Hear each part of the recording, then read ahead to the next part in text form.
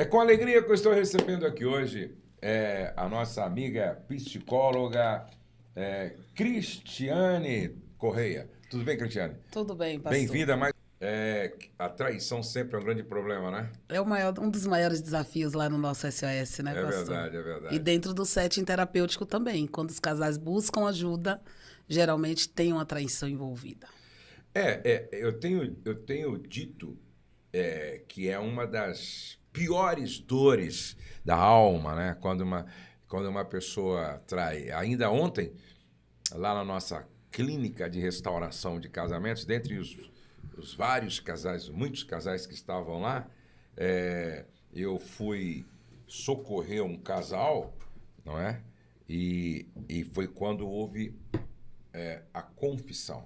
E é muito doloroso, tanto da parte do homem quanto da parte da mulher. É muito doloroso e envolve muita coisa. Agora, eu tenho dito para os casais que nada acontece de repente. Às vezes as pessoas falam assim, não, de repente meu marido adulterou, de repente a minha mulher adulterou. Não é assim, né? Não, de maneira alguma. Primeiro, pastor entendendo o que é infidelidade e o que é adultério, né? Uhum, Às uhum. vezes a gente confunde. Então, muitas vezes esse casal já começa a estar dentro desse casamento, escondendo, ocultando algumas coisas. Ocultando a conta que não foi paga, ocultando uma atitude que deveria ter sido falada e não foi compartilhada por medo, por insegurança. E isso vai se tornando um hábito que a pessoa vai naturalizando até que chega o adultério. Aí são os sinais, né? São os sinais. Nenhum carro, ele para de repente. Muito bem. Né? O carro vai dando sinais. Ele Sim. vai, poxa, demorou para pegar hoje, hein? Aí daqui a pouco, poxa, quando ia saindo, deu uma engasgada assim, né? Aí daqui a pouco acende uma luz, né? Uhum. E tal. E daqui a pouco começa a morrer o carro. Então, e aí daqui a pouco para de vez, né? Isso Aí para de vez. Aí a pessoa fala, pô, de repente meu carro parou. Não, não, não foi de não repente. foi. Você que não prestou atenção nos sinais, não é isso? Isso. E quais os sinais, né, pastor? Então, diga aí, quais são alguns Então, primeiro, sinais? um dos sinais, o senhor fala muito, eu acho importante, sobre a falta do diálogo. Uhum, E por quê? Aí entra um processo que os psicólogos, às vezes, eles são mal vistos, porque a gente fala da nossa origem familiar. aham, A gente chama de útero emocional, essa dinâmica que eu uhum, aprendi e que funcionou muitas vezes lá na casa dos meus pais, e eu quero agora que funcione na minha nova família, uhum. onde eu estou compartilhando a minha vida com o meu cônjuge. E essa pessoa traz esses movimentos, esses comportamentos e ficam ali. Então, isso é um dos sinais que a pessoa às vezes não se atenta. E aceita aquilo, que isso é muito comum na ficha, lá no SOS. Eu aceito o que o meu cônjuge fala, ou pede, mesmo sem concordar. Ali já começa um problema. E se eu não alinhar isso, como fica? Porque eu estou aceitando sem concordar, mas como está o meu sentimento? Esse é um grande problema, né? É que nem aquele menino que o pai disse assim, fica de pé, não quero, pai. Fica de pé, não quero. Ou você fica de pé ou você vai apanhar. Aí ele Aham. fica de pé, mas diz assim, ó, dentro de mim eu estou sentado. Ele fica de pé, mas fala, não, na minha cabeça, dentro de mim eu estou sentado, entendeu? Então, o que que resolve? Isso que você está falando é muito sério. Ou seja, eu aceito, mas eu não concordo, entendeu? Então, na verdade, dentro de você, você não está aceitando. E Justamente. aí, isso é uma grande mentira e eu acho que uma infidelidade. Isso. Né? Aí o senhor já começou a entrar num ponto que é o que a gente está pontuando aqui hoje sobre essa questão da traição. Aham. Porque, né, eu estou aceitando algo sem estar, eu estou me traindo e Isso, também isso. traindo o outro, não estou sendo autêntico, não estou sendo verdadeiro. Porque muitos podem perguntar, Cris, mas eu não tenho esse espaço dentro do meu casamento, então eu preciso criar. Exatamente. Eu preciso buscar, porque sem esse espaço, pastor, não existe uma relação saudável. Porque a questão, quando fala de saúde mental, não quer dizer que a gente não vai ter problema. A mesma coisa é a saúde conjugal. Não quer dizer que eu não vou ter uma discussão com o meu cônjuge, mas de que maneira eu estou lidando com os obstáculos que a gente está tendo. Uhum, Porque o problema é eu colocar poeira debaixo do tapete. E uhum. aí entra um ponto forte. Nós, como cristãos, muitas vezes fazemos isso. Colocar poeira debaixo do tapete para não ser mal visto, para não ser mal interpretado. Mas como fica isso? E eu mostro, eu falo lá no SOS, a postura de Jesus. Quando Jesus, até para Deus, ele pede socorro. Afasta de mim o cálice. Esse é autêntico. Quando ele fala para os discípulos, olha, nenhum momento vocês puderam orar comigo. Ele mostra a indignação. Eu falo, onde é na Bíblia que ensina nós não sermos autênticos? Autêntico não é ser violento. Autêntico não é atacar o outro. Mas autêntico é dizer como eu estou me sentindo diante desse lugar. E dentro do casamento. Não, e outra coisa, se eu não estou bem, eu não estou bem. Sim. Entendeu? Validar isso, né, dentro da gente. Eu não entendi. Eu não entendi. Como eu não entendi, eu não posso dizer para você nem que sim ou não. Vamos conversar um pouco mais, vamos amadurecer a ideia, vamos conversar com mais um especialista. Então, por isso que essa autenticidade na relação de casal é maturidade, pô. É maturidade. Agora, não resolve o homem ou a mulher dizer assim, não, eu não vou... Eu não vou dizer não para não magoar. Não funciona.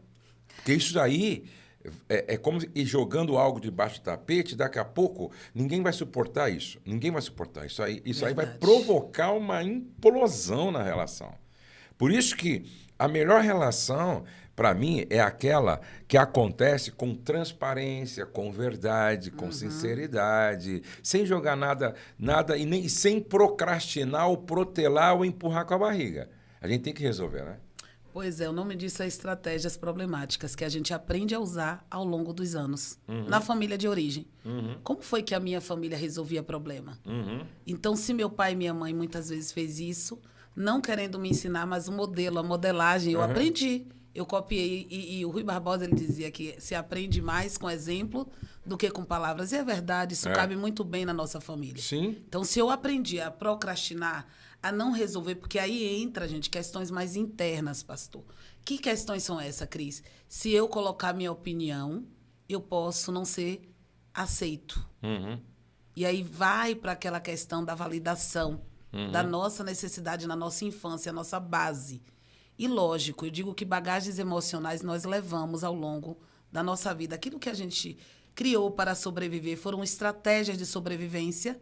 Eu posso ainda estar utilizando nesse casamento, só que não vai resolver mais para sobreviver, e sim para o contrário, para destruir, né? Para não dar certo essa relação.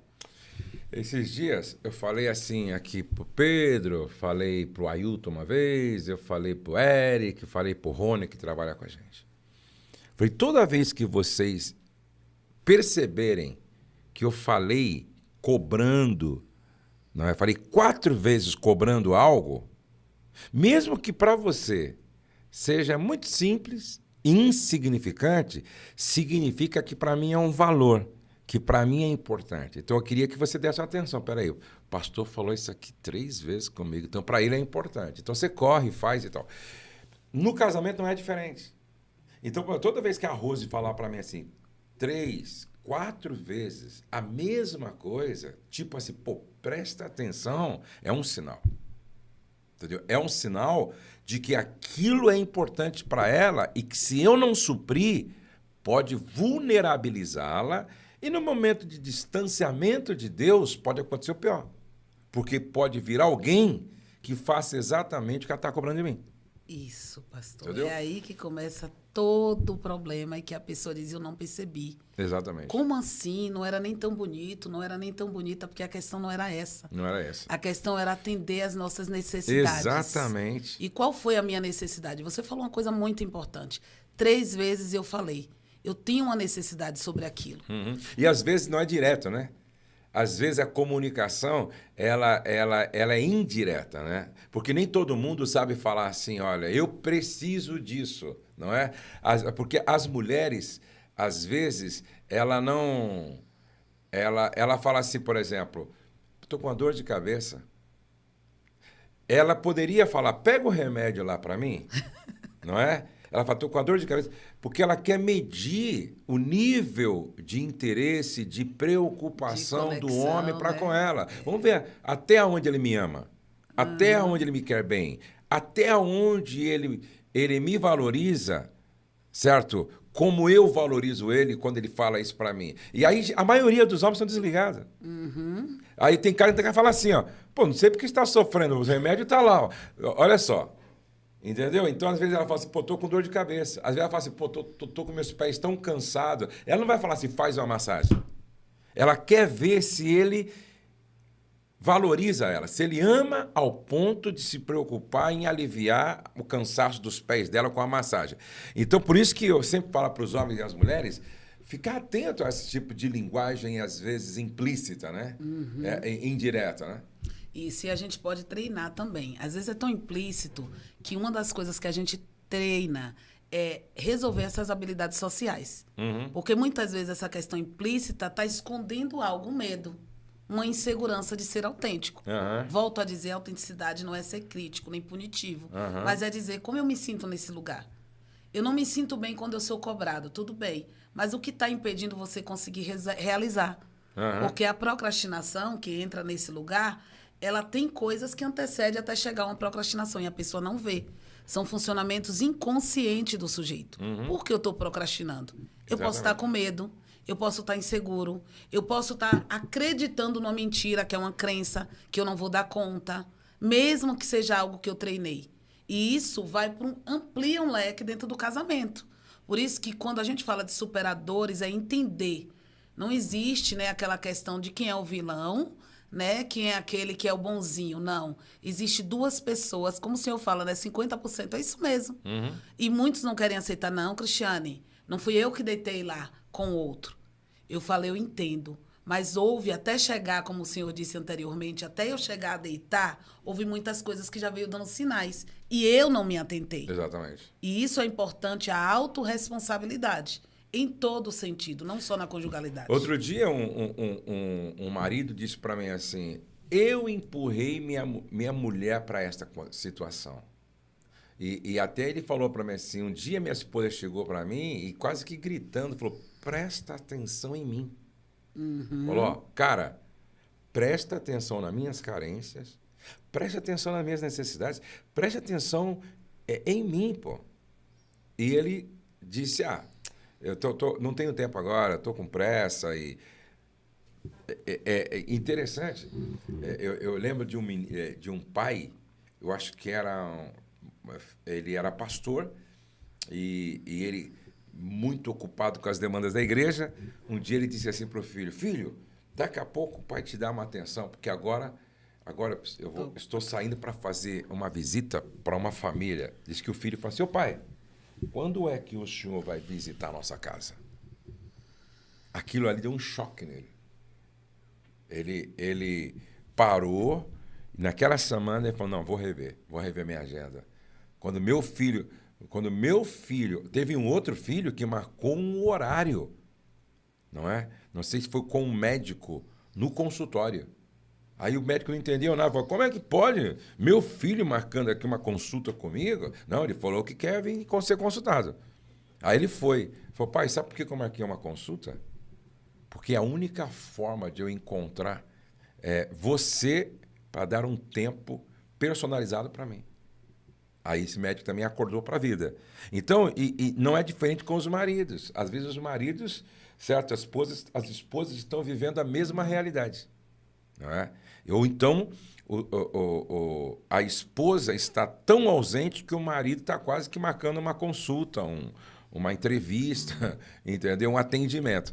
Então, e são sinais, né? São sinais que o marido vai dando, são sinais que a mulher vai dando, são sinais que as crianças vão dando e a gente que às vezes não percebe por causa de um ativismo exacerbado, né? Mas você considerou alguns pontos aqui para nós conversarmos que eu achei muito importante. Desarmar estratégias de sobrevivência e trabalhar a reconciliação de ambas as partes do dilema. Nós estamos falando superando a dor da traição. Então, quando acontece a traição, tem que desarmar a estratégia de sobrevivência. Pois é, porque as estratégias resolviam lá atrás. E agora eu preciso de outras estratégias. Eu até postei lá no meu Instagram. O que você estava usando, né, que você achou que deu certo e que você viu como resultado que não deu? Então, eu preciso sair desse lugar. Por exemplo, eu tenho um hábito, eu tenho um vício de trabalho. Eu digo que o trabalho ele é viciante. Sim. E ele ainda traz o quê? Um reforço positivo, que é o dinheiro. Né? Então, isso é muito delicado, nós olharmos para tudo isso. Qual é a estratégia que eu estou tendo? Eu posso estar fugindo de algo no trabalho. de lidar com muitas coisas que me deixam desconfortável. E às vezes não é nem só no trabalho, né? Às vezes é na igreja. É, na igreja, às vezes é com os amigos. Né? Às vezes tem pessoas que ficam tanto na igreja que quem olha fala, caramba, essa irmã é crente. Não, ela é uma fugitiva. E às vezes é uma culpa, pastor. É. Culpa do passado que teve. Exatamente. Porque às vezes eu acho que agora eu tenho que fazer autossacrifício para Deus me perdoar. E eu digo, vocês precisam assistir o filme, eu assisti ontem com o Eric, Mostra Meu Pai. Né? Um filme que realmente falou de tudo que eu tinha ministrado no sábado no SOS. Sobre paternidade.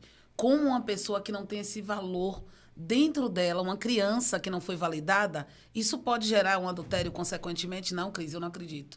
Pode. São uma das portas que são estratégias de sobrevivência que às vezes a criança teve e ela busca isso. A necessidade que não foi atendida, eu vou buscar de alguma maneira. E isso que você está falando, eu tenho insistido muito na nossa palestra lá no SOS, não é? É que na maioria das vezes, um adulto inseguro esconde dentro de si uma criança que nunca foi afirmada, ferida. Nunca foi reconhecida, uma criança ferida, entendeu?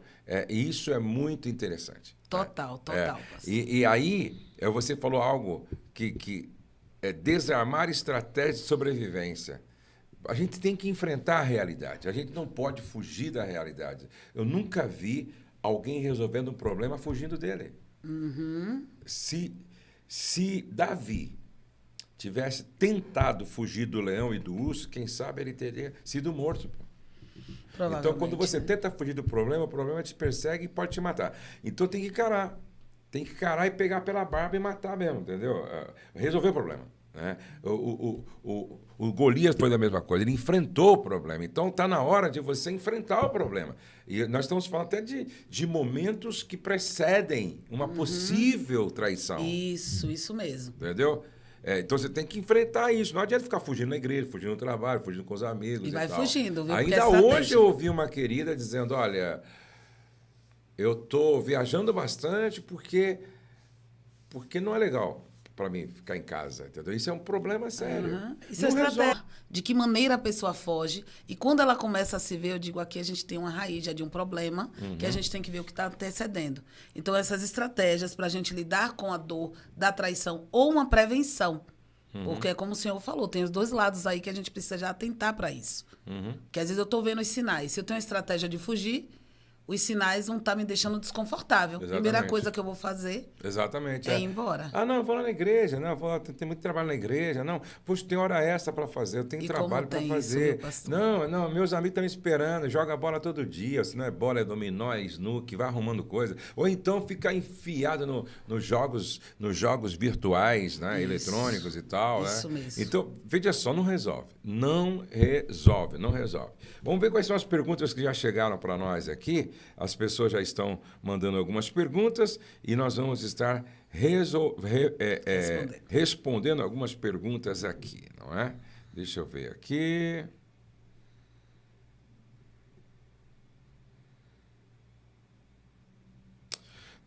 aqui. Opa, né?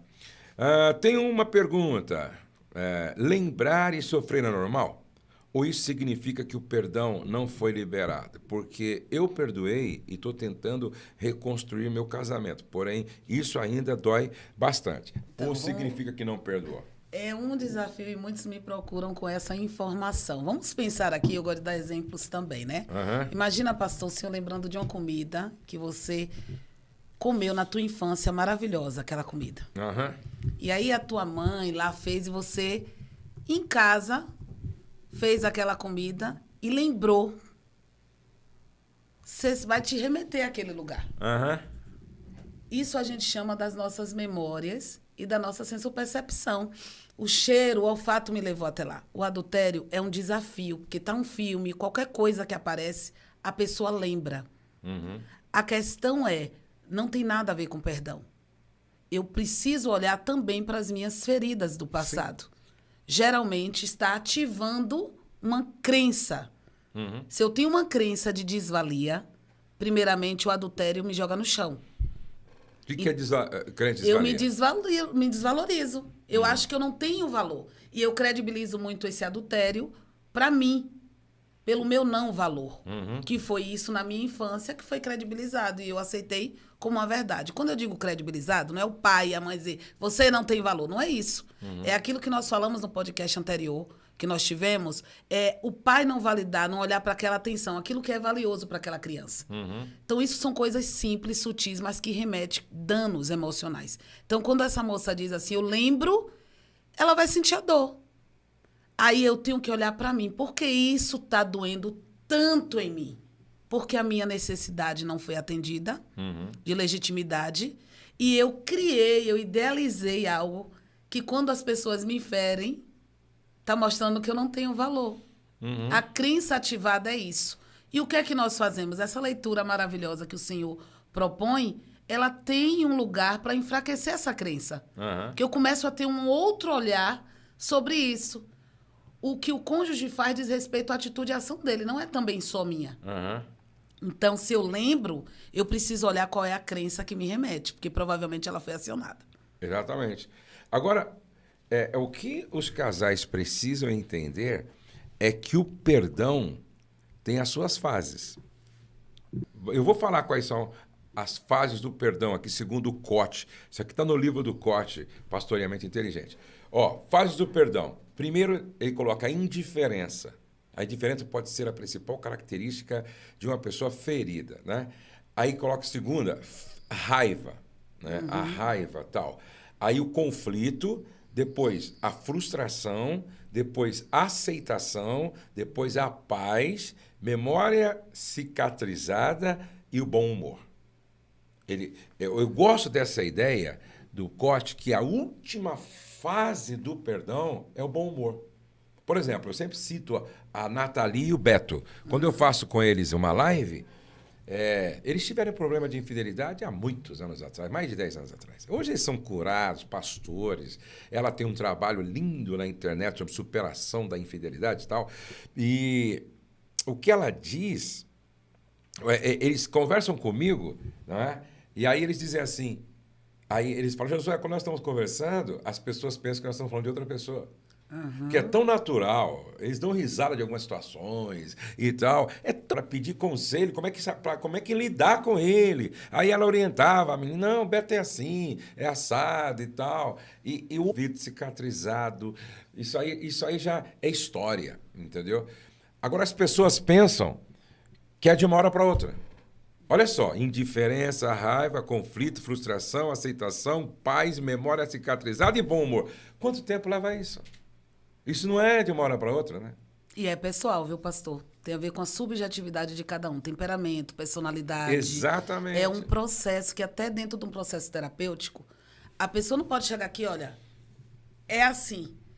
A pessoa tem uns que tem uma personalidade, poxa, realmente, eu vi outros que têm dificuldade. Exatamente. Vive mais na dor. E como é que a gente sai disso? Por isso que a gente precisa resgatar a minha história de vida. Onde foi que eu fui ferido e que agora veio de novo? É como se eu tivesse um machucado e que a pessoa trai, machucou de novo, então tá tudo doendo novamente. Por isso que lembrar faz parte, o nosso sistema límbico, no nosso cérebro, ele guarda essas memórias para nos proteger. E agora você não pode... eu costumo dizer que o passado, ele deve ser visitado de forma pedagógica. Agora, residir no passado te leva à depressão, entendeu? Então, você visitar o passado para aprender como fazer certo agora é uma coisa. Agora, você viver no passado, isso é uma terrível opção que você faz. Por isso que a gente tem estratégias específicas para ajudar a pessoa nisso. Exatamente. E outra, você tem que ressignificar o passado. Sim. Né? E o que significa ressignificar? É dar um novo significado. Eu não sei qual foi a mente pensante que disse, não importa o que te aconteceu no passado. Sartre, ele usa isso. Exatamente. Mas sim, o que você está fazendo com aquilo que aconteceu. Sim. Entendeu? Você pode jogar fora um esterco amaldiçoando, como você pode jogá-lo consciente no seu jardim para tornar suas flores mais bonitas ainda. Então, são percepções diferentes. E aí você precisa entender que o seu passado pode ser o esterco que vai dar vitalidade ao novo de Deus na sua vida no presente. Agora, você precisa olhar de forma diferente, não é? Olhar de uma forma diferente. Mas você colocou aqui também, ó, perdoar a si mesmo e o outro encontrando novas formas. Desculpe. Antes você colocou dar nome e voz às vulnerabilidades de cada parceiro e desenvolver empatia com a vulnerabilidade própria do outro. Pastor, isso é tão sério quando eu falo assim. Você já parou para pensar que a tua necessidade de adulterar pode ter sido a necessidade de se autoafirmar? Não. Por quê? Eu estou olhando para a minha vulnerabilidade. Então, tenho que dar nome a ela. E a autoafirmação, ela fala muito sobre isso, a Nathalie, achei muito bacana, porque são poucas pessoas que via essa esfera, que enxergava de entender que muitos... A maioria homens, por uma cultura machista, fazer esse movimento, né? Da pessoa não olhar. Então, eu preciso enxergar e dar nome à minha vulnerabilidade é dizer, por que eu fiquei tão mal, por exemplo, essa moça? Porque eu estou com medo. Ela pode estar com medo de alguma coisa e relembra esse adultério. O medo de ficar só, o medo de realmente não estar sendo suficiente. E não é sobre isso, é um contexto de coisas. Então, entender que eu preciso dar nome. Estou com medo, estou insegura, estou triste. Isso é dar nome. E enxergar isso é a nossa cura. E, biblicamente, o Senhor respalda isso. Aquele que confessa e deixa alcança a misericórdia. Confessar o quê? Eu preciso dar nome ao que eu estou confessando. Claro. E é aí que vem a cura. Tanto espiritual quanto emocional. E é interessante que as pessoas acham que reconhecer as próprias vulnerabilidades vai diminuí-la. Pelo contrário. Entendeu? Pelo contrário. Eu sempre uso como referência o apóstolo Paulo. Quando você lê a carta de Paulo aos Romanos, principalmente o capítulo 6 e 7, 8, ele chega ao ponto de dizer, miserável homem que sou, quem me livrará do corpo desta morte? O bem que eu quero fazer eu não consigo, mas o mal que eu não quero está sempre diante de mim. Ele diz, olha, Jesus veio para salvar os pecadores, dos quais eu sou o principal. Ou seja, Paulo, ele não tinha vergonha, medo, até porque o poder de Deus se aperfeiçoa nas vulnerabilidades. Isso, pastor, perfeito. Entendeu? Amei aí, ó. Desfecho total de vocês enxergarem as vulnerabilidades como ato de coragem. Sim. E isso é tão danoso, emocionalmente falando, quando pessoas quando não reconhece. reconhece. Porque a pessoa pode ter problemas psicológicos. A fobia, né, o pânico, vem muito atrelado a medos. Que às vezes é um medo que a pessoa deu voz a ele. E é esse medo, como o senhor falou, se eu não enfrentar aquilo, eu ando fugindo, aquele medo vai crescer. E aí você vive como mentira. Você vive escondido atrás de uma máscara, atrás de uma fachada. E fico frágil, né? Exatamente. Você sempre mostrando uma cara sorrindo, mas por trás tem dentro, não tô gente bem. chorando, tem você magoada, você dá maneira. Por isso que a verdade tem que ser um estilo de vida. Nós temos que ser verdadeiros. Não gostei, não gostei. Não estou bem. Não estou bem, não estou É bem. isso aí. Não é o momento. Não vou, porque se eu for, eu posso prejudicar a reunião. Isso. Eu não estou legal. Vamos conversar depois. É o que você falou. Não significa ser estúpido, agressivo. Você pode ser verdadeiro sendo gentil. Você pode ser verdadeiro sendo sereno. Você pode ser verdadeiro sendo doce. Isso é bíblico, né? O próprio Jesus mostrou isso para a gente. Exatamente. Entendeu? Você falou outra coisa aqui que eu acho também muito importante, né? Nós podemos até responder. Vamos intercalar aqui. Deixa eu responder mais uma perguntinha aqui. Pastor, quando há várias traições e o que traiu se retrata por várias vezes, porém qualquer discussão, ele sempre procura um jeito de falar com a última pessoa que ele traiu, o que eu faço? Ele fala com a pessoa que ele traiu.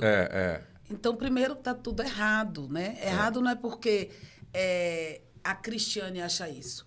É porque a proposta que eles estão inseridos, se realmente eu quero um casamento, aquilo não vai funcionar. Pegar uma estratégia que não vai me ajudar. Sim. Como é que eu me retrato para uma outra pessoa que eu tive envolvimento? Primeiro passo, eu tenho que sair desse lugar. E se eu estou recaindo naquele lugar, eu fui resolvido?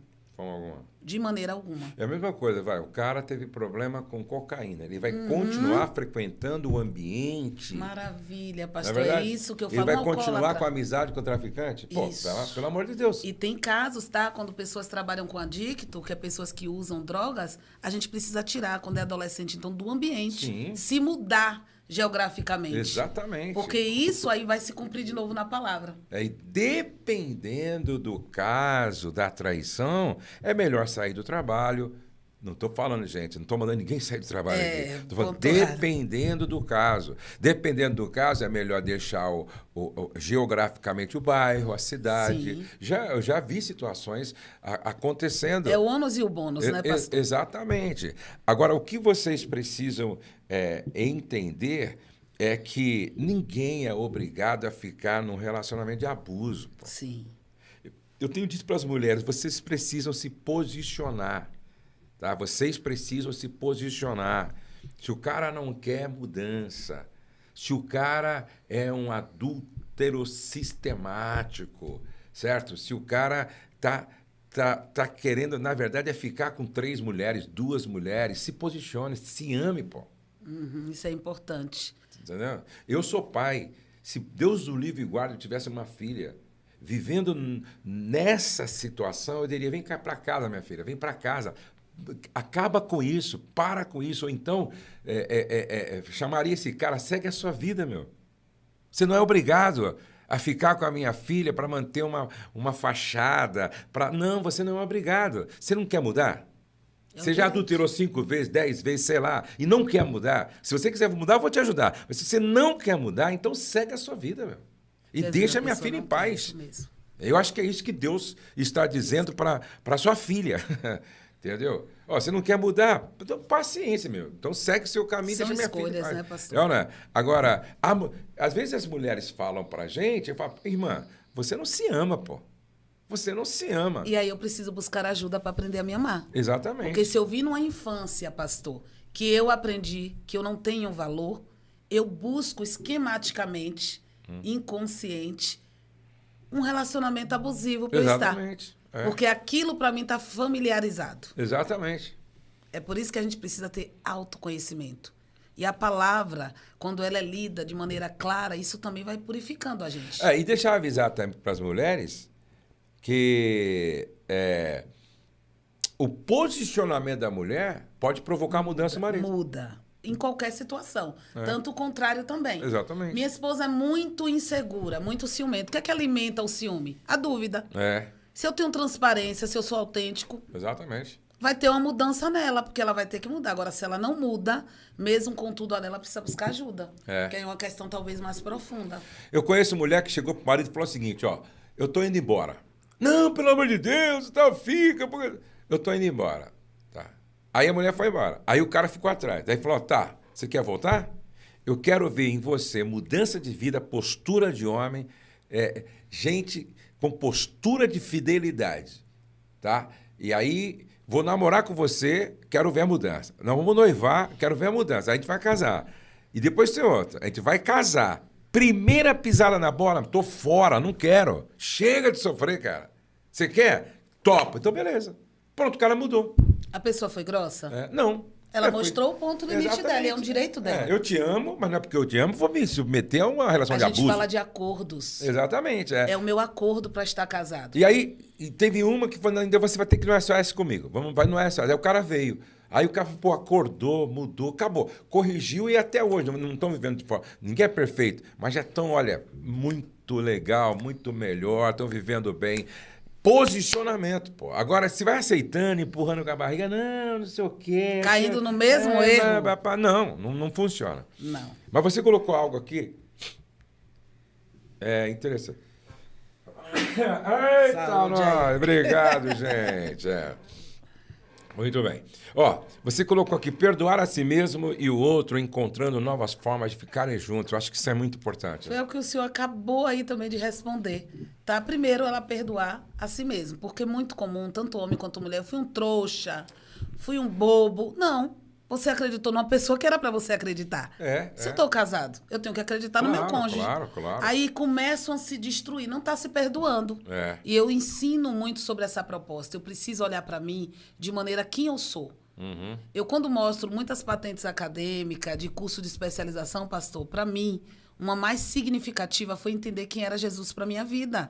Porque não tinha sentido. Tive, e às vezes eu olho Deus só como um Senhor, não enxergo Ele como Pai. Como o Senhor fala, ter a liberdade de entrar na casa, de saber que Ele vai cuidar, vai me ajudar, mas não fazer por mim. Porque eu digo que Deus sabe educar filhos. Então, perdoar a si mesmo está nesse lugar. E quando eu perdoo o outro, eu tenho que enxergar as vulnerabilidades do outro, a capacidade do outro. E dar limites, que foi um também dos vídeos que o senhor falou, e alguns pacientes meus trazem isso. O pastor Josué falou de limite. Eu falei, pois é. E eu fico feliz de ver um pastor, uma autoridade, com conhecimento bíblico, mas trazendo também para uma proposta social, de viver em convivência. Sim. Porque senão é relação abusiva. Isso não é bíblico, isso é religiosidade.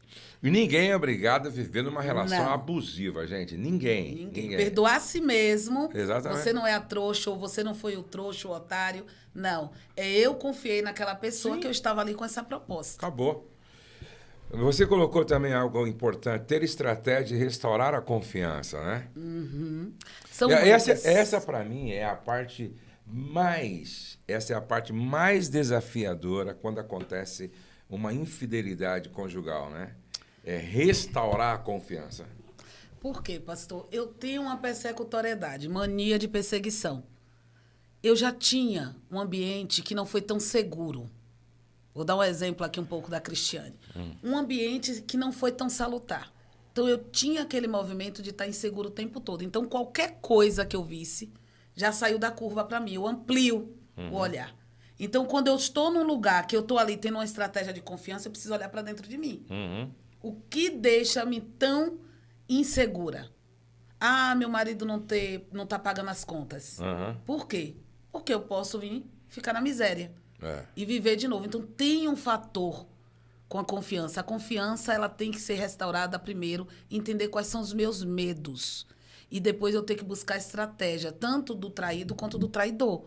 Porque a gente, às vezes, fala que é só do traidor. Não, é para ambos. O que um precisa fazer. Porque, às vezes, o outro está sendo transparente, né? O traidor.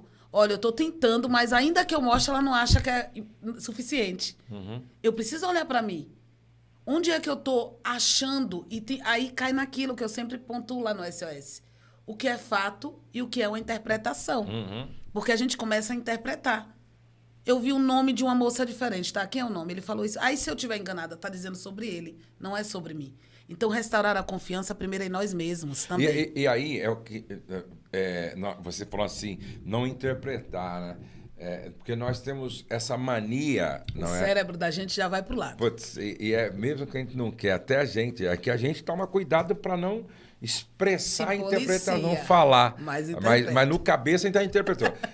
Porque, por exemplo... Às vezes, a mulher vê um nome diferente no celular do marido. Já foi para onde a mente? Quem é essa vagabunda? E quem é essa safada? Você já está falando com outra mulher. De repente, fica falando, não, minha filha, essa menina é quem faz o seguro para nós. Liga para ela, pô. Não, essa menina que é a nova gerente do banco, que nós temos conta. Liga para ela lá. Então, aqui, ó, vê lá, fala com ela, vê quem que é.